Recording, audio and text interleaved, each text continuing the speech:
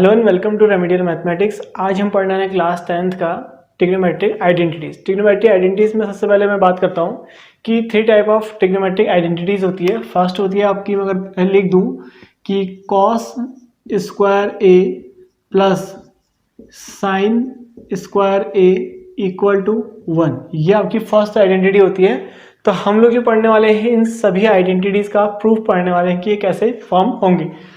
First तो ये हो गई। सेकेंड आइडेंटिटी होती है आपकी 1 plus tan square A equal to sec square A. और थर्ड आइडेंटिटी होती है वो होती है आपकी cot square A plus 1 equal to cosec square A. तो हम ये 3 आइडेंटिटी के बारे में आज बात करेंगे और इनका प्रूफ कैसे होगा। तो सबसे पहले हम इसके प्रूफ की बात करते हैं। तो प्रूफ हमने कहा, सबसे पहले एक राइट एंगल ट्राइंगल हो गया। हमने कहा एक राइट एंगल ट्राइंगल लिया आपने, ठीक है। एक राइट एंगल ट्राइंगल लिया जिसमें एक राइट एंगल है आपका, सपोज ये एंगल ए, इसको हमने बोल दिया बी और इसको हमने बोल दिया कितना सी। तो हमने कह दिया let triangle A B C right angle at C. इस एंगल पे, इस पॉइंट पे क्या है, 90 डिग्री है आपका। दूसरी चीज़ कि आपके एंगल ए और बी ये दोनों के दोनों क्या होंगे, एक्यूट एंगल होंगे, यानी कि ये हमेशा 90 से क्या होंगे, छोटे होंगे, ठीक। तो हमने कहा सबसे पहले पाइथागोरस थ्योरम यूज़ करते हैं। तो हमें पाइथागोरस थ्योरम के अकॉर्डिंग क्या है, तो हमने कहा बाय यूजिंग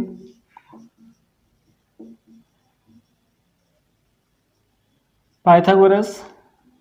तो पाइथागोरस थ्योरम अगर यूज करें तो पाइथागोरस के अकॉर्डिंग क्या होता है, हाइपोटेनियस का square that is A B square equal to perpendicular का स्क्वायर प्लस बेस का स्क्वायर। तो हमने पहले लिख लिया कि परपेंडिकुलर का स्क्वायर प्लस बेस का स्क्वायर और इक्वल टू तुम्हारा hypotenuse is A B square. Equation number 1 इसको हमने कह दिया अभी के लिए, ठीक है।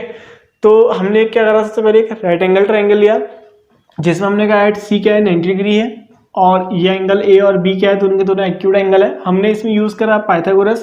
तो हमने कह दिया परपेंडिकुलर का स्क्वायर प्लस बेस का स्क्वायर इक्वल टू हाइपोटेन्यूज का स्क्वायर के इक्वल होता है। ये बाय पाइथागोरस आपका इक्वेशन मिल गई।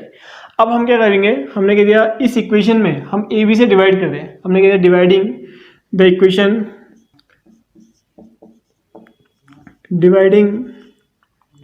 इक्वेशन 1, यानी कि ये equation 1 by A B square. इस पूरी इक्वेशन को ए बी स्क्वायर से डिवाइड करते हैं, या ईच टर्म भी बोल सकता हूँ। तो ये हो जाएगा आपका B C upon A B C square upon A B square equal to, sorry क्या था आपके पास, प्लस इधर कितना हो जाएगा आपके पास A C square upon A B square, फिर इक्वल टू में आपके पास है A B square upon A B square. ये दोनों टर्म कैंसिल होंगे, 1 बचेगा। अब यहाँ इसको लिख लेते हैं हम इस तरीके से कि B C upon A B और इस पूरे का होल स्क्वायर प्लस इसको लिखा हमने ए सी अपॉन ए बी और इस पूरे का होल स्क्वायर और इक्वल टू में बचा 1। अब अगर आप नोटिस करोगे कि लास्ट टाइम मैंने बताया था आपको कि क्या कहते हैं, आपको पढ़ा था कि पाकिस्तान भूखा प्यासा और हिंदुस्तान हरा भरा, या पंडित भोले प्रसाद हर हर बोले। तो इसमें मैंने कहा था कि जो ये कंडीशंस होती है, पहली वाली कंडीशन होती है साइन की, दूसरी कंडीशन होती है कॉस की और ये टेन की। साइन होता है परपेंडिकुलर अपॉन हाइपोटेनियस, कॉस होता है बेस अपॉन हाइपोटेनियस और टेन होता है परपेंडिकुलर अपॉन बेस, ठीक। तो अगर आप यहाँ देखें हम, तो इस एंगल के अकॉर्डिंग सामने वाला परपेंडिकुलर कहलाएगा, ये बेस और ये हाइपोटेनियस। और जो वैल्यूज हैं, अब देखो इस एंगल के अकॉर्डिंग चलते हैं हम लोग, एंगल ए के अकॉर्डिंग। तो B C upon A B, what is B C, B C perpendicular और अपॉन हाइपोटेनियस। तो ये कितना बनेगा, परपेंडिकुलर अपॉन हाइपोटेनियस क्या होता है, परपेंडिकुलर अपॉन हाइपोटेनियस होता है आपका साइन, और एंगल किसके अकॉर्डिंग, ए के अकॉर्डिंग। तो ये हो जाएगा तुम्हारा साइन ए का होल स्क्वायर प्लस ये हो जाएगा तुम्हारा कितना, A C upon A B का होल स्क्वायर। ए सी बेस हो गया और ए बी हाइपोटेनियस हो गया। तो ये हो जाएगा आपका A C upon A B का होल स्क्वायर था ना आपका, तो इसको लिखेंगे कितना, A C upon A B base upon hypotenuse, base upon hypotenuse क्या हो जाएगा आपका, कॉस स्क्वायर या कॉस ए का अभी हमने लिख दिया होल स्क्वायर इक्वल टू 1। तो लास्ट लाइन क्या आ जाएगी इसके लिए हमारी कि ये हो जाएगा आपका, स्क्वायर अंदर ले आएंगे हम, तो ये हो जाएगा साइन स्क्वायर ए, एंगल में स्क्वायर नहीं लगेगा कभी भी, plus cos square A equal to कितना हो गया आपका 1। तो ये आपकी क्या बन गई, फर्स्ट आइडेंटिटी का क्या हो गया, प्रूफ हो गया। इस तरीके से आपकी फर्स्ट आइडेंटिटी क्या होगी, प्रूफ होगी। ठीक है, अब बात करेंगे किसकी हम, सेकंड वाली इक्वेशन की, सेकंड आइडेंटिटी की। तो मैं इधर वाला पार्ट इरेज कर रहा हूँ इसका अभी।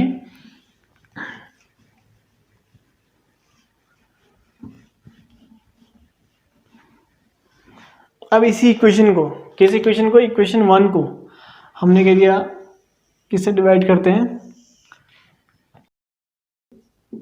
Dividing equation 1 by what, A C square.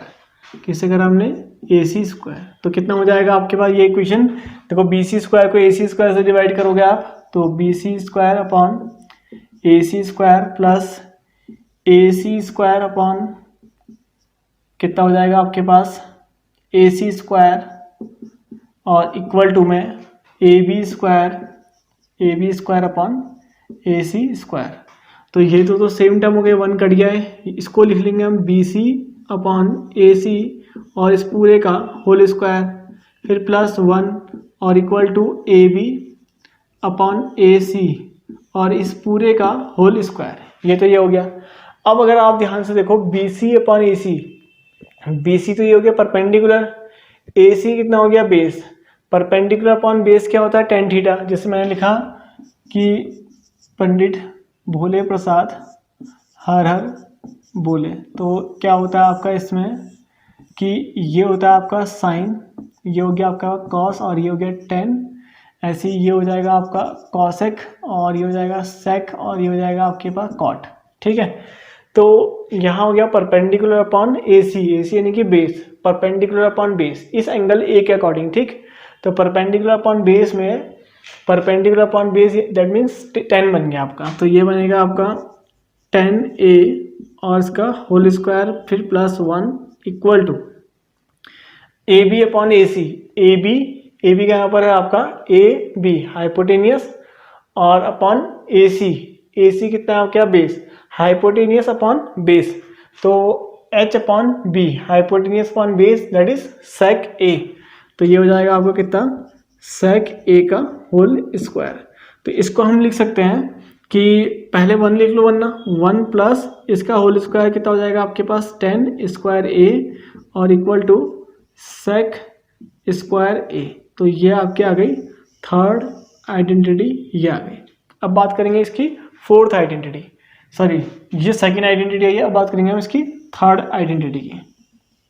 ठीक है, तो थर्ड आइडेंटिटी में देखो क्या होगा, हमने कहा अभी ए बी से डिवाइड करा एक बार फर्स्ट टाइम, तो फर्स्ट आइडेंटिटी निकल गई हमारी। फिर सेकंड में हमने ए सी से डिवाइड कर दिया, अब किससे कर दो, बी सी से डिवाइड कर दो। ठीक, तो हमने कह दिया dividing equation 1, dividing equation 1 by what कितना, बी सी स्क्वायर। तो ये हो जाएगा अब आपका B C square upon B C square plus यहाँ हो जाएगा आपका A C square upon B C square और इक्वल टू में आ जाएगा आपका A B square upon B C square. ठीक है, तो अब क्या लिखोगे इसमें, तो ये दोनों तो कैंसिल हो जाएंगे आपके, बी सी कैंसिल, यहाँ 1 बचा, प्लस ए सी स्क्वायर, इसको लिख दिया हमने कहा ए सी अपॉन बी सी का होल स्क्वायर इक्वल टू हो जाएगा, इसमें हो जाएगा आपका A B upon B C और इसका whole square, then 1 plus that is A C upon B C का होल स्क्वायर। ए सी का यहाँ पर अब देखो, ए सी क्या है, ए सी बेस है और बी सी क्या है आपके पास, बी सी परपेंडिकुलर, तो बेस अपॉन परपेंडिकुलर बन रहा है। अब देखो बेस अपॉन परपेंडिकुलर क्या होता है, कॉट होता है, तो इसका मतलब ये किसका फॉर्मूला बन रहा है आपका, कॉट ए और इसका whole square equal to A B upon B C का होल स्क्वायर। कितना? A B upon B C का होल स्क्वायर। तो कितना है? ए बी हाइपोटेनियस, बी कहाँ गया? B C, H upon B hypotenuse upon perpendicular, hypotenuse upon perpendicular that is cosec A. तो यहाँ लिखोगे आप कॉसेक ए और इसका whole square that means 1 plus cot square A equal to cosec square A. तो ये आपकी थर्ड आइडेंटिटी आपकी ये आ गई। लेकिन ये तीनों आइडेंटिटी तभी वैलिड होती है जब आपके पास एंगल ए की वैल्यू, तीनों में एंगल ए की value less than and equal to 90 degree और 0 के बीच में लाइज कर रहा हूँ। यानी कि तुम्हारा ए ग्रेटर देन इक्वल टू 0 होना चाहिए और लेस देन इक्वल टू कितना होना चाहिए? 90 डिग्री होना चाहिए इसमें भी, और इसमें भी तुम्हारी कंडीशन क्या होगी? 0 और ये less than equal to 90 degree and greater than equal to 0 degree. और सेम कंडीशन ये इसके लिए भी रहेगी। ठीक हो गया? अब ये तो तुम्हारी 3 आइडेंटिटीज थी। अब हम बात करते हैं इन्हीं 3 आइडेंटिटीज से और कितने फॉर्मूले हम बना सकते हैं, जनरेट कर सकते हैं। ठीक है, अब देखो फर्स्ट आइडेंटिटी हमने क्या पढ़ी थी कि cos square A plus sine square A equal to 1। ठीक हो गया? तो इसकी मीनिंग क्या है? देखो जैसा हमने कहा कि सपोज हम लिखते हैं कि कॉस स्क्वायर 60 डिग्री और प्लस साइन स्क्वायर 60 डिग्री, इसका आंसर हमेशा क्या आएगा? 1 आएगा। क्योंकि यहाँ दोनों एंगल्स की वैल्यू, अगर हम दोनों वैल्यूज देखें कि ये भी 60 है और ये भी 60 है, इसका आंसर कितना आएगा? 1। और अगर हम वैसे देखें, इसकी वैल्यूज पुट करके देखें तो cos 60 की वैल्यू कितनी होती है? तुम्हारा √3/2, तो √3/2 सॉरी cos 60 की वैल्यू कितनी होती है? 1/2 और इसका होल स्क्वायर प्लस साइन 60 की वैल्यू हो गई √3/2 और इसका होल स्क्वायर। जब इसको सिंप्लीफाई करोगे आप तो 1/4 प्लस 3/4 दैट इज 4/4 और ये भी 1।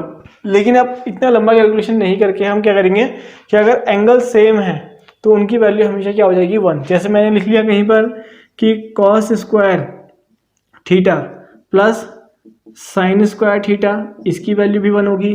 या कहीं पर आ गया आपका cos square 27 degree plus sine square 27 degree, इसकी वैल्यू भी 1 होगी। क्योंकि यहाँ तो चलो हमने मालूम है कि 60 की वैल्यू साइन और कॉस में क्या क्या होती है मालूम है, लेकिन कॉस 27 और साइन 27 डिग्री की वैल्यू आज हमें वैल्यूज मालूम नहीं है।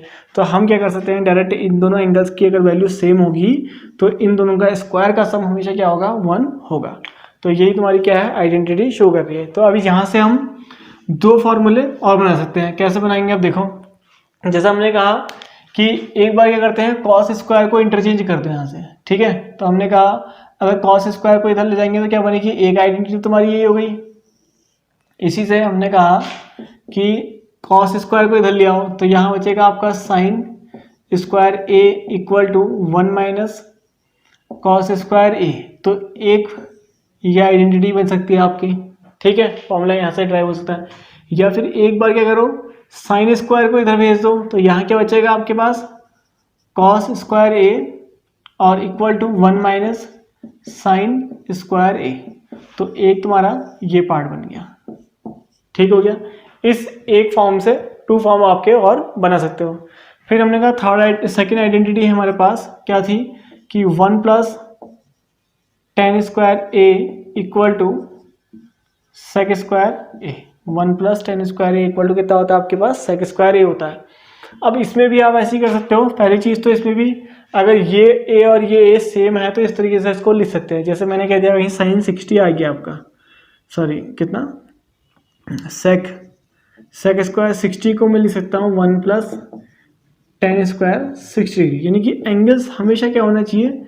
सेम होनी चाहिए। ठीक, तो अब यहाँ से भी हम 2 फॉर्मूले ड्राइव कर सकते हैं। कैसे करेंगे? देखो एक तो हमने क्या करा, इसमें भी एक तो आपका यही हो गया, यही फॉर्म बन के आया। अब इसमें भी हमने कह दिया एक बार टेन स्क्वायर को इधर ले आओ। जब टेन स्क्वायर को इधर लाऊंगा तो यहाँ बनेगा आपका sec square A minus tan square A equal to कितना हो जाएगा आपके पास? ये 1 बचेगा। तो एक तो आपका ये फॉर्म बना। दूसरा हमारा बनेगा कि इसमें अभी मैं किसको ले गया था? 10 को ले गया, अब 1 को ले जाओ तो ये हो जाएगा आपका tan square A equal to sec square A और -1, तो एक फॉर्म ये भी बना आपका, तो 2 फॉर्म इसके भी बन गए। इसी तरीके से जो लास्ट आइडेंटिटी है हमारे पास, थर्ड आइडेंटिटी, इसमें क्या था, इसमें भी आपका 1 plus cot square A equal to cosec square A. इसमें देखो एक आइडेंटिटी तो यही हो गई, थर्ड आइडेंटिटी। इससे भी आपके 2 फॉर्म बन सकते हैं। हमने कहा देखो कैसे करेंगे, तो इसको हमने लिखा कि इसमें भी 1 को क्या करोगे, यहीं छोड़ो, कॉट स्क्वायर को इधर ले आते हैं, तो यहाँ क्या हो जाएगा आपका कॉसेक स्क्वायर ए, कॉट को इधर ले गए तो कितना हो जाएगा minus cot square A equal to क्या बचा यहाँ पर 1 बच गया, तो एक आपका फॉर्म ये बन गया।